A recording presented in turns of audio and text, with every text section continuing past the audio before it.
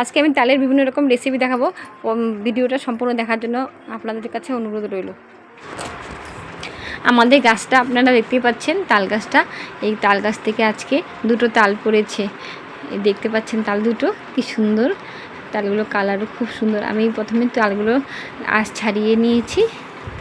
আঁশগুলো পরিষ্কার করে তালগুলো দুটো চিপে তৈরি করব আজকে তালের তিনটে রেসিপি, চারটে রেসিপি।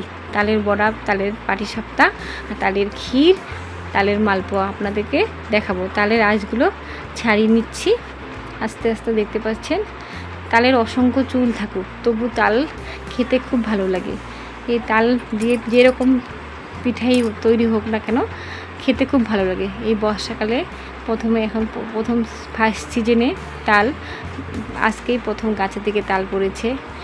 আর আজকে পড়েনি, কাল পড়েছে, আজকে পেকেছে। একদিন ঘরে ছিল গাছ পাকা তাল, খুব সুস্বাদু এই তালের আঁশগুলো আমাদের মানে তালের আঁশগুলো ছাড়ানো কীভাবে আমি ছাড়াবো সেটা আপনাদেরকে দেখাচ্ছি। আজ থেকে তালের রসটা কীভাবে ছাড়াবো, এইভাবে আমি তালগুলো আস্তে আস্তে চিপে নেব, যে একটু সামান্য জল দিয়ে নেব। তারপর আমি তালগুলো চিপে একটা সাদা সুতির কাপড় দিয়ে তালগুলো চিপে নেব, তাহলে তালের পাল্পটা বেরিয়ে যাবে। ঘন পাল্পটা দেখতে পাচ্ছেন। আমাদের তালটা খুব মিষ্টি। এখানে আপনারা অন্য গাছের তাল অনেকক্ষণ টাঙিয়ে রাখতে হয়, তিতা লাগে খেতে, তিতকুটি লাগে, কিন্তু আমাদের তালটা খুব ভালো। এতে কোনো তিতকুটি ভাব নেই, কিছু নেই। সরাসরি আমরা এবার তাল চিপে সাথেই তৈরি করতে পারবো, কোনো কিছু অসুবিধা নেই। এইভাবে আমি তালের পাল্পটা বের করে নিয়েছি সম্পূর্ণ। এই যে তালের যত চুল থাকে, আঁশ থাকে, ওগুলো সব সাদা কাপড়ের মধ্যে থেকে যাবে। এভাবে চিপে নিয়েছি। এভাবে খুব সহজেই তালটা ছাড়ানো যায়। অনেকে ভাবে তাল চেপা যে কষ্ট, তাল এই জন্য খেতে চায় না, কিন্তু আমার কাছে যত কষ্টই হোক তাল খেতে খুব ভালো লাগে। আমি সবসময়ই তাল তৈরি করি। বাড়িতেই তাল গাছ আছে আমাদের, যখন ইচ্ছা তখনই খাওয়া যায়। যাই হোক, এই যে তালের রসগুলো আমি চিপে নিয়েছি, আপনারা দেখতে পাচ্ছেন অনেকটা তাল রস হয়েছে। আটিগুলোতে আরও ছিল, আমি আর করিনি, যতটা সম্ভব নিয়েছি। চিপলে আরও হতো, সাদা সাদা ছিল। এই চালের চুলগুলো সব দেখতে পাচ্ছেন, সব আঁশগুলো রয়ে গেছে। এবার আমি তৈরি করব প্রথমে তালের ক্ষীর। কড়াইতে প্রায় 1 লিটারের মতো দুধ দিয়ে দিয়েছি।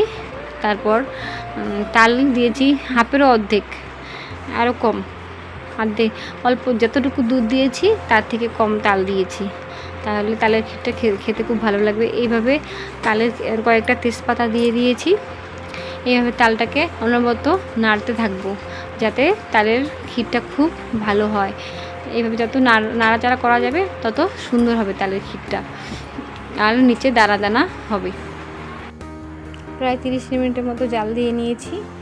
সুন্দর দানাযুক্ত হয়ে গেছে, দেখতে পাচ্ছেন দানাদার হয়ে গেছে। এবার আমি এলাচ দিয়ে দিয়েছি। যত নাড়াচাড়া করা যাবে ততই ভালো হবে তালের ক্ষীরটা। এবার আমি স্বাদ মতো চিনি দিয়ে দেবো। যদি চিনি বেশি খান বেশি দেবেন মিষ্টি, কম খেলে কম মিষ্টি। আমি খুব বেশিও না খুব কমও মিষ্টি দিইনি, পরিমাণ মতো মিষ্টি দিয়েছি। খুব বেশি মিষ্টি ভালো লাগে না। এবার আমি আবার ভালো করে নেড়ে চেড়ে নেব, চিনিটা সেট হয়ে যায়, গলে যায়। তারপর আমি দেখতে কি সুন্দর দানাযুক্ত হয়ে গেছে তালটা, দেখতে পাচ্ছেন খুব সুন্দর হয়ে এসছে, গাঢ় হয়ে গেছে। তালটা নিচে থিতিয়ে পড়ে গেছে, সুন্দর স্মেল বেরিয়েছে তালের। খুব ভালো লাগে এইভাবে তালের ক্ষীর বানিয়ে খেতে। এবার আমি সবশেষে কাজু কিশমিশ দিয়ে নামিয়ে নেব।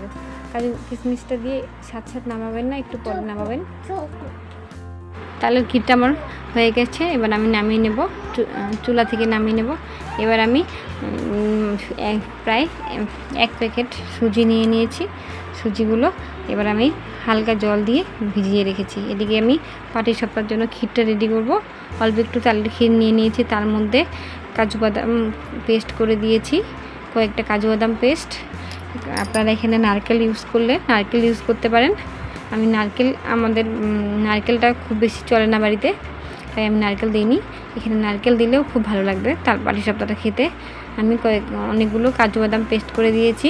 আর এখানে আগে তালের ক্ষীরটা ছিল, ওর মধ্যে দিয়ে আমি ভিতরের পুরটা পাটিসাপটার পুরটা বানিয়ে নেব।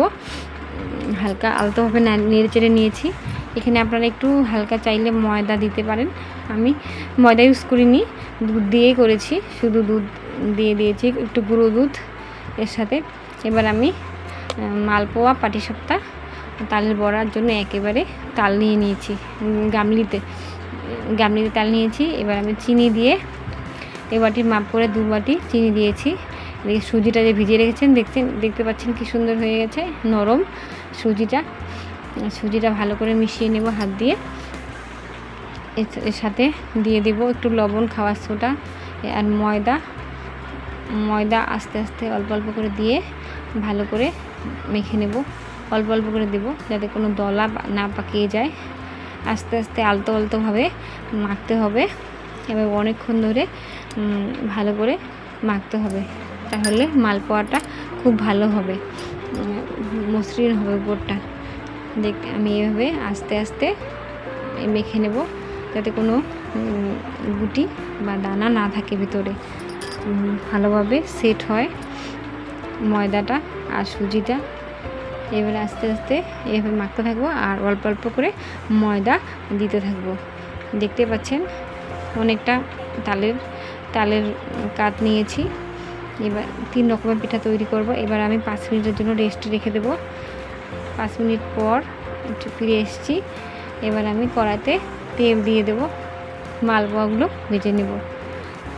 খুব বেশি তেল লাগবে না, সরি, পাটিসাপটাগুলো আগে ভেজে নেব।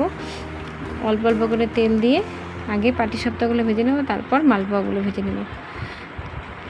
পাটিসাপটার জন্য একটু পাতলা গ্রেভি চাই, একটু গাঢ় হয়ে গেছে আমার গ্রেভিটা, আর একটু পাতলা করতে হতো জল দিয়ে বা দুধ দিয়ে।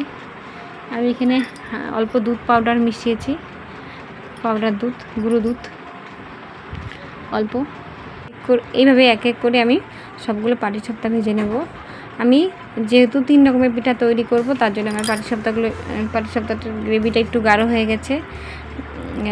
মালপোয়া ভাজবো, ওর জন্য আমি গ্রেভিটা একটু গাঢ় করে নিয়েছি 3 রকমের পিঠা বানানোর জন্য। এনে বড়া ভাজবো, সামান্য পরিমাণে একটু ময়দা দিয়ে নিব, তার জন্য আমি 3 রকমের পিঠা গ্রেভি একেবারে তৈরি করেছি, ওটাই আপনাদেরকে দেখাচ্ছি। এভাবে আমি এক এক করে পাটিসাপটাগুলো সব ভেজে নেব। তাই মাঝখানে ক্ষীরটা দিয়ে দেবো অল্প করে। গ্যাসের আঁচটা একদম লো ফ্লেমে রাখতে হবে, নাহলে পিছনে লাল হয়ে যাবে। আমারটা একটু লাল হয়ে গেছে দেখতে পাচ্ছেন। গ্যাসের আঁচটা একটু কমিয়ে নেবেন, তাহলে খুব ভালো হবে পাটিসাপটাগুলো। এক এক করে আমি পাটিসাপটাগুলো সব ভেজে নেব, আস্তে আস্তে করে সব ভেজে নেব। এভাবে পাটিসাপটা তৈরি করে দেখবেন, খুব ভালো লাগে খেতে। এখানে আমি কোনো চালের গুঁড়া ইউজ করিনি, চালের গুঁড়া দিলে আর একটু ভালো হতো পাটিসাপটাগুলো, তাহলে খেতে একটু ভালো হতো। আর এবার আমি মালপোয়াগুলো ভেজে নেব এক এক করে। কড়ার তেল গরম হয়ে এসছে, এবার আমি এক এক করে সবগুলো মালপোয়া ভেজে নেব। মালপোয়া আর পাটিসাপটা রেডি হয়ে গেছে। এবার আস্তে আস্তে আমি সবগুলো মালপোয়া আর পাটিসাপটা তৈরি করে ফেলছি। এবার আমি বড়া ভেজে নেব। কড়াইতে তেল গরম হয়ে গেছে, এবার একটু ময়দা মিশিয়ে আমি কড়াইতে গোল গোল করে বড়ার আকারে মিডিয়াম টু লো আছে ভেজে নেব। সমস্ত আমার বড়া পিঠে রেডি হয়ে গেছে, দেখতে পাচ্ছেন তালের ক্ষীর। থ্যাংক ইউ বন্ধুরা, আজকের জন্য টাটা।